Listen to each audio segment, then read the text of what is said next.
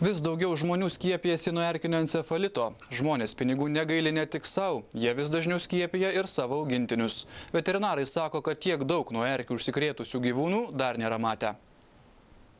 Šešias va čia pagavom. Šitoj vietoj. Nu nemažai. Per pusę valandos. Klaipėdos visuomenės sveikatos centro specialistės uostamiesčio apylinkė šukuoja kas 10 dienų. Klaipėda vienintelis Lietuvos miestas, beveik 30 metų be pertraukų stebintis, kaip plinta erkės. Klaipėdos apskrityje žmonių užsikrėtusių erkiniu encefalitu ir Laimo liga daugėja. Pernai ligos atvejų užfiksuota daugiau negu užpernai. Tačiau specialistai stebi ir kitas tendencijas. Miškuose daugėja ganyklinių erkių. Žmonėms jos nepavojingos, tačiau gyvūnams erkės gali sukelti labai daug problemų. Mes esame ir pačios labai nustebę, kad ganyklinė erkių tikrai padidėjo. Kai mes pradėjom dirbti ganyklinę erkę, jeigu pagaudavom per sezoną vieną, tai būdavo didžiausias atradimas.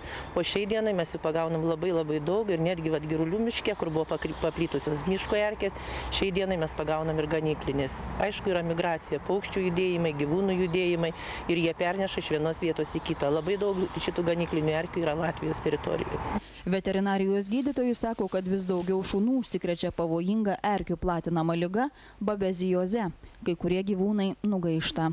Pernai metais, jeigu nuo balandžio iki birželio mėnesio mes turėjom gal kokį 20 atvejų, sakysim, mūsų gydykloje ir galbūt 5 iš jų mirė, tai šiemet per mėnesį praktiškai kiekvieną dieną po 2-3 atvejus buvo ir jau kritusių gal turim kokius 6.